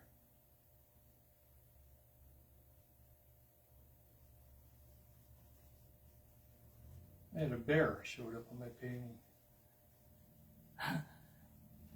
Speaking of purple, my favorite ice cream is grape. That I I buy not far from your home at Burgess's in the Leamington Dock. They have purple ice cream, do they? Oh yeah. Ooh. Been there, done it. I don't know where our home is. I don't know. Okay. Okay. I'll leave you to your art. Apologize for the interrogation. No, actually, those things are kind of fun. Wow, that sky's looking good, Ron. Is it? Oh. So I got lucky. Oh my gosh, I'm loving it.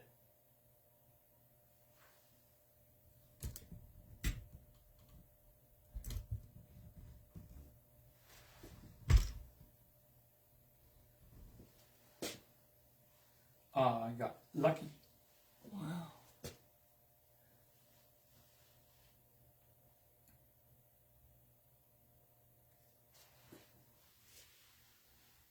Just a little touch of color here and there, eh? Wow.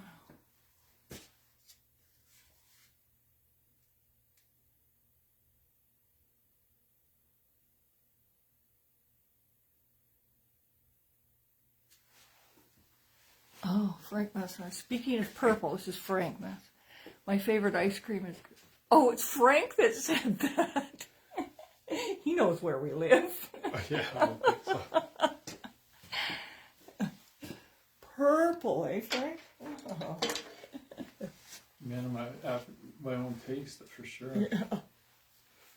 Hey Frank, we had neighbors one time. We used to have a vineyard in LaSalle. So we had, not huge, about maybe 3 acres, maybe 500 bushels a year. And our neighbors used to sneak in and steal the Concords. He was from Denmark. Oh. And they made grape pie, grape cream pie, like we would make a lemon meringue or whatever. And oh, man, the pie, or chocolate, what do they call that, chocolate? Like cream? A mousse? It's a cream, yeah, but it was grape. Oh. And man, was it delicious. Wow. I've never heard of anybody ever making a grape pie other than that. Wow.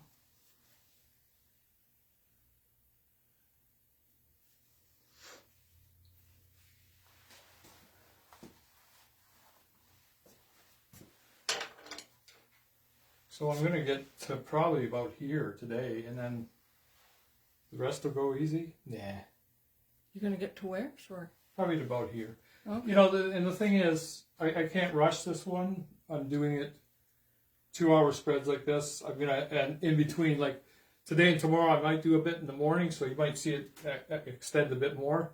And then we're going to be on 2 o'clock to 4 o'clock, both Thursday and Friday for a couple of weeks until this painting's done. But I'm going to be putting a lot more time on the painting through the week. So, and this painting should be done in a couple of weeks. Okay. I want it to be out for people for Christmas, actually. And for our Christmas event, which we just started talking about, which is third weekend. What's the date? Sorry. Oh, of our Christmas event? 19th and 20th. 19th to 20th of November. And we'll be announcing all of that on these shows on the Soup Chew TV channel. And then after today, we'll probably be able to, hopefully we can record these and have them up online for you to pass on to other people.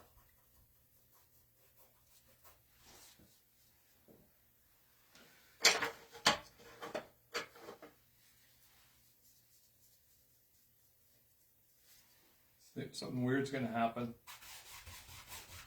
What's that? Something weird is going to happen here. It's weird, I tell you. Huh.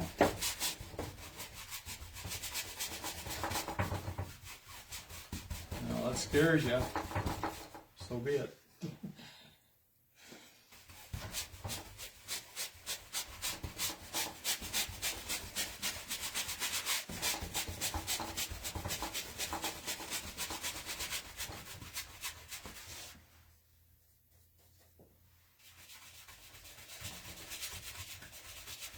We just got a message from our daughter in Stockholm, and they just got on the ferry and they're on their way back to Helsinki. Man, oh man. World travelers today. What a life. Yeah.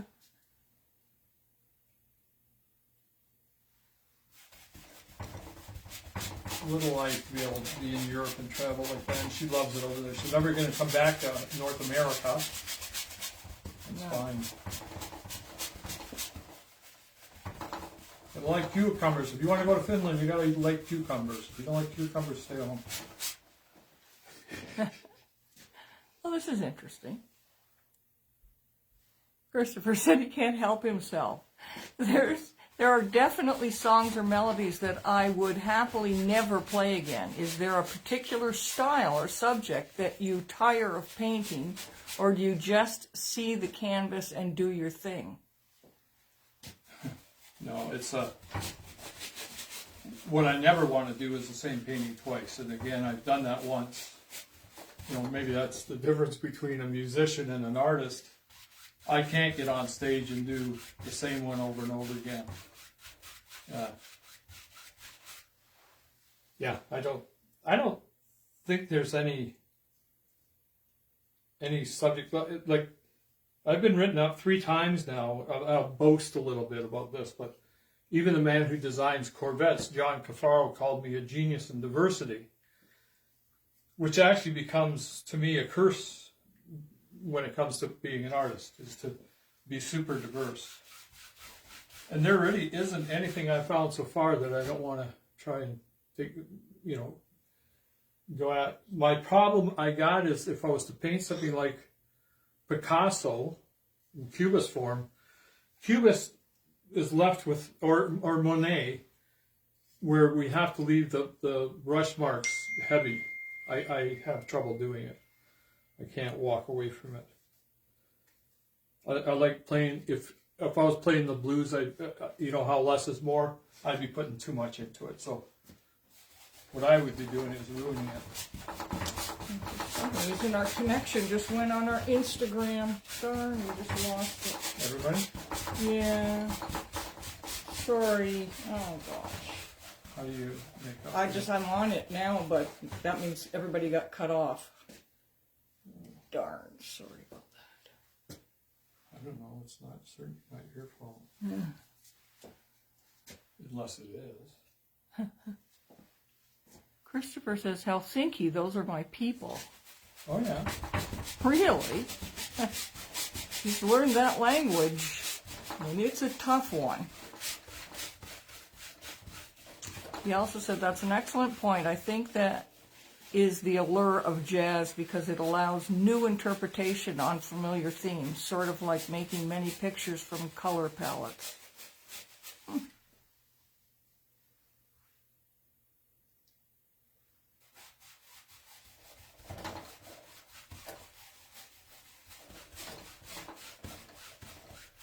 We have a poor connection on Instagram for some reason. We're not connected very well.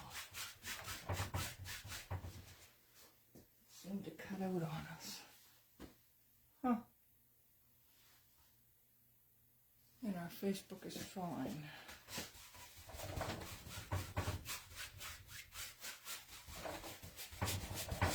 We should have had Hallie here for the first one. Huh. Just to figure out what we're doing wrong.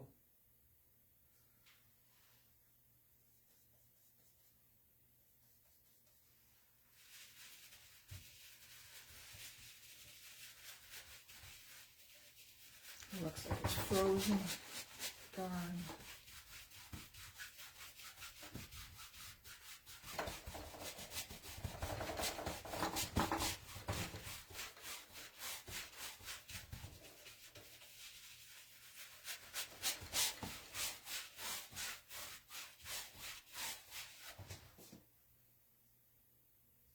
This is actually moving along okay.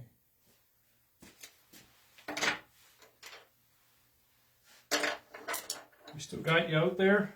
We still have people out? Colleen? Yes. Frank Masternardi, thanks Frank. He says connection is still good on Facebook. It has been perfect all day. Well, I have definitely lost my Instagram.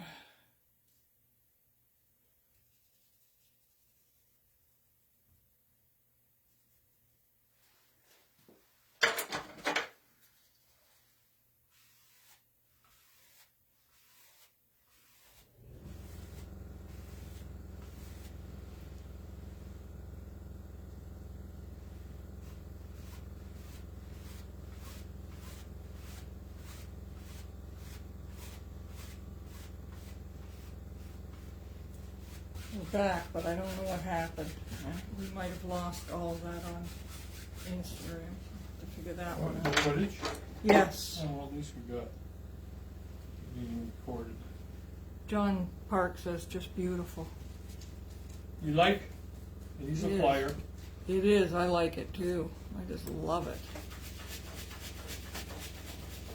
I'll see when I get a chance to sit back and look at it if I like it or not.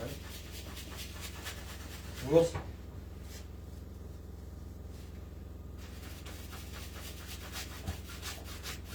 When we get to about here, I don't know what time it is. You know, Paul? No, but I'll check in a minute. I'm trying to get across the bottom here, and then I don't think I'll be done the whole sky tomorrow. We might be.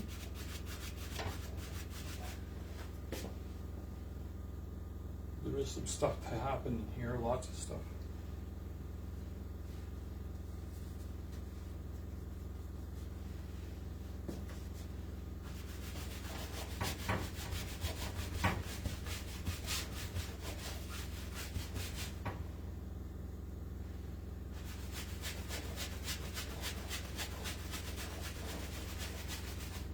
That's what I want to see right there. Am I in the way again? Always have to try to move over. Oh, and Lori says, wow, beautiful so far. Thank you. Lord. It's Lori Gignac, and she's going to make me pronounce her last part, which is, it's French, I'm guessing. Vigneux. Vigneau. Vigneau? Vigneau. Lori Gignac Vigneau. Vigneau.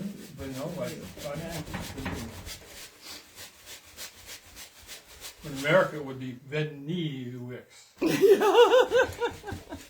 Oh, what's that? Sorry, the American. Oh, and Bruce Sala just joined us. What are you painting, Ron? The skies look slightly heavy with rain. Check your Facebook, your email, Bruce, because I just sent an email out. And The surprise is there. yeah. And Bruce, just to let you know, because Bruce's family is from Helsinki, from Finland. Our daughter's just was in Stockholm, and she's just heading back now to her home in Helsinki on a ferry. She just messaged me. She was in Prague also. Thanks, Bob. So Instagram is working. Good calling. Okay, great. Thank you.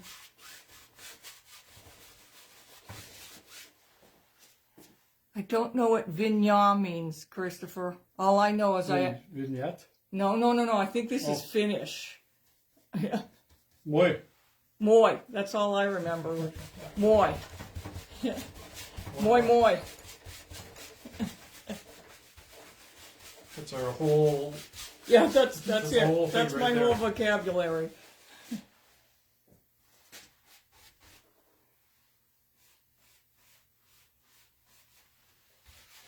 I'm stealing some of your water, Ron. It is dry. No. Oh my goodness. Dramatic sky.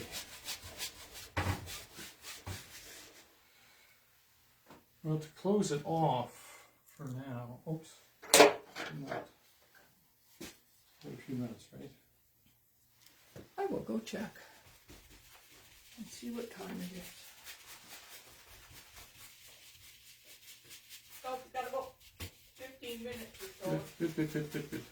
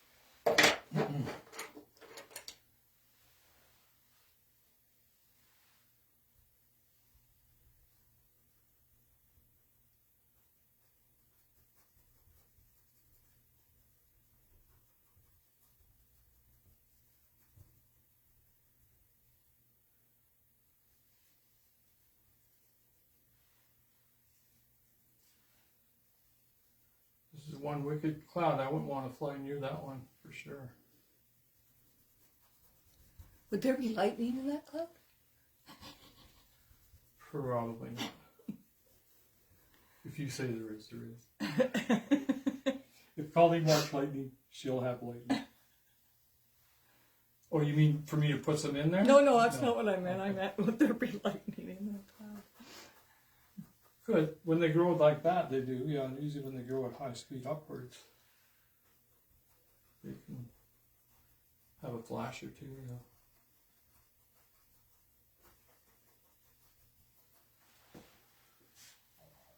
So, this plane that's flying in these clouds, is it going to feel dangerous? It's going to give you the sense that you're alone. Okay. Like I said, that's, to me, would be... I was watching Tom Cruise flies a Mustang on the Actors Studio, and they said he was trying to describe how you're up there at 40,000 feet and you're alone. And the interviewer, I can't remember his name, James, whatever, said, "What's your favorite sound?" He says, "The sound of my Allison engine in my Mustang. And when I'm at 40,000 feet," he says, "you're just all alone, and there's power that's taking you along, and you're so by yourself. There's no other part of the world." And then he said, "What is your worst favorite sound?" He says, "The sound of silence when it quits at 40,000 feet." But that's what I'm trying to portray is what I would feel if I was sitting in the airplane by myself, like, and having that slight feeling of intimidation, because even Dave said that's you do experience that, where all of a sudden you sit there and think the only thing between life and death is what's you're sitting on at that point, and the engine that's running and keeping you up, right? So. And Bruce Howell said, "Okay, he's up to date now. Obviously, went and read his email." Next time he'll know better. He'll go there first.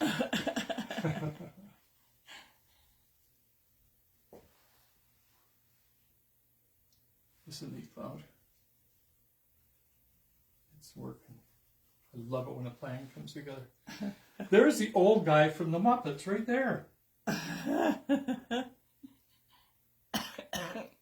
Tell me about it.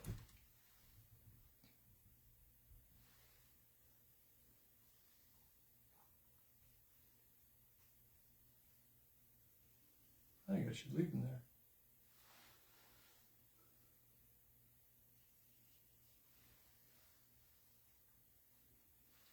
How do we do for time, Colleen?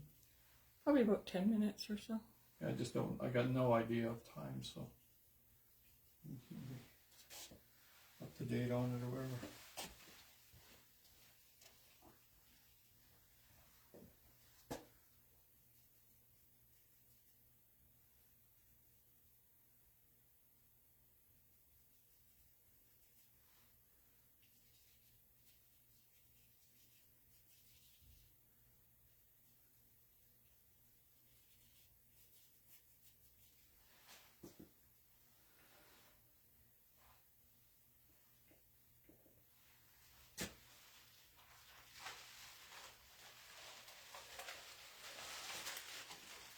Hey, here's something funny, Bruce. Just to let you know, I still have your candy here that I brought you back from Helsinki.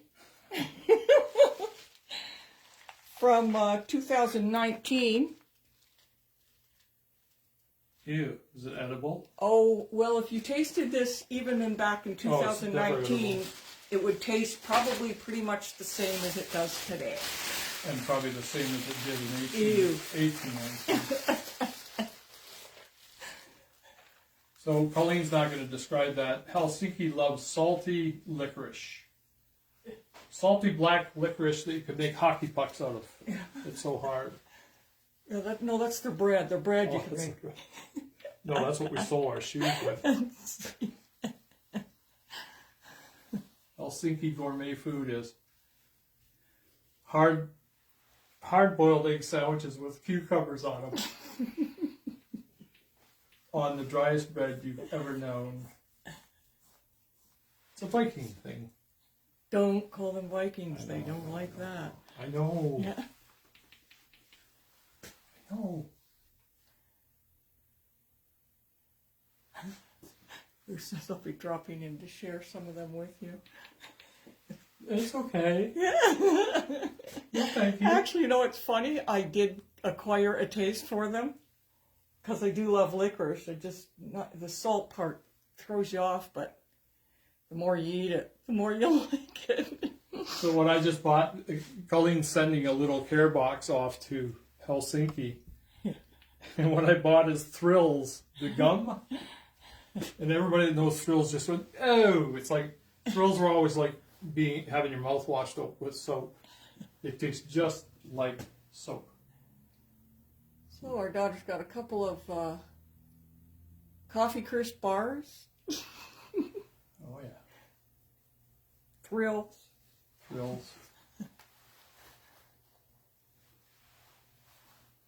Well, I'm almost done with this for today.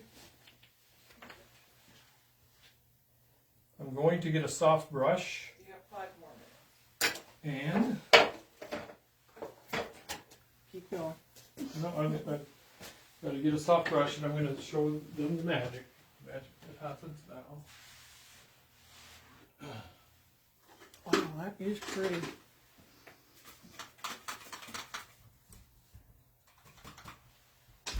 Soft brush is not soft enough. Wow. Yeah, I think it'll get a bit more blended right now. So this soft brush, it's like when you have a piece of fine furniture and you want to varnish it, you have to have it so there's a continuity to it. Mm-hmm. Mm-hmm. And this should do the job right now. It should actually take everything and just blend it beautifully together. If it doesn't, I got to start all over again. It's working. Bruce says beautiful sky, Ron. Thank you. Yeah, I love it. Wow. There'll be a lot more to it. So I just went to get it real nice. What's so cool though is it, to me, can be the focal point itself, and then you're going to put this airplane in it. It's going to just look awesome. Yeah, and then the challenge when we get to the airplane, not tomorrow, probably next Thursday, I am going to make up. I'm going to make up a paper doll Okay. of the airplane from actually a picture that I'm going to use a picture that Dave sent me, and I'm going to actually hold it here. Oh. And I'm going to show you what I want to do with it, and then I'm going to move it towards the camera. We're going to put a camera so we can get, and I'm going to let you guys be the final decision on how close the airplane is to us.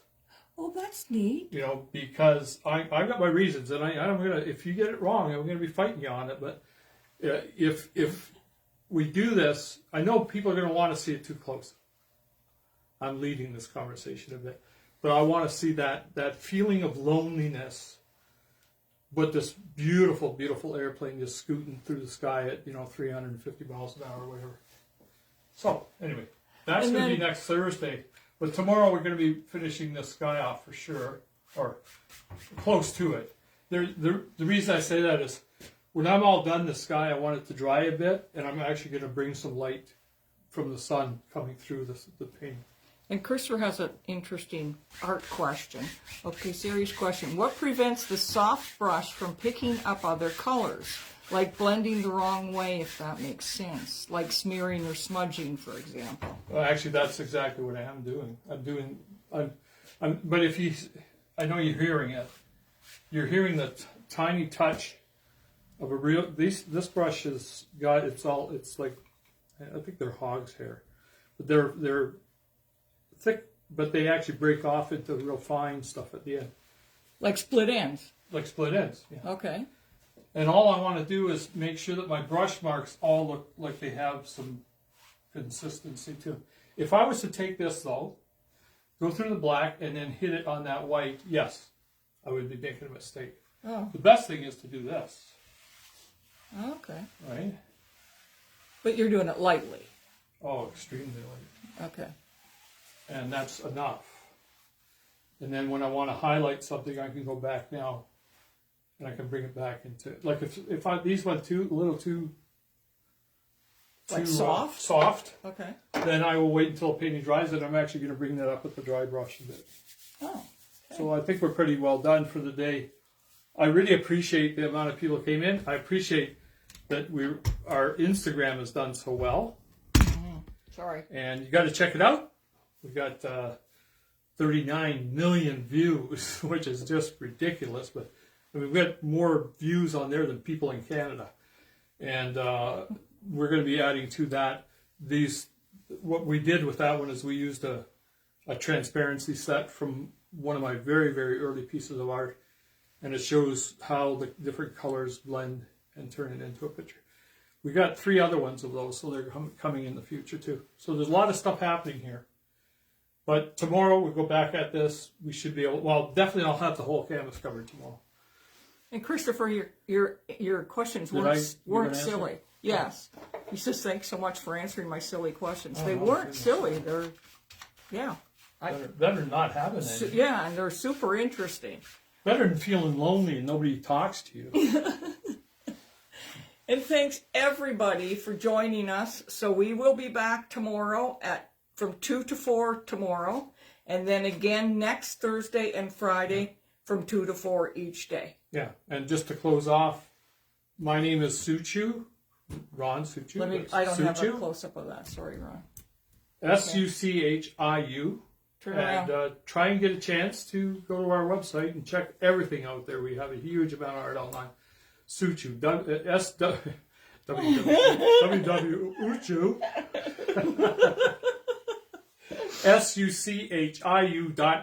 Yeah. suchiu.com. Anyway, we'll see you tomorrow at 2 o'clock. Take care. Thanks For everybody. coming by. Bye-bye.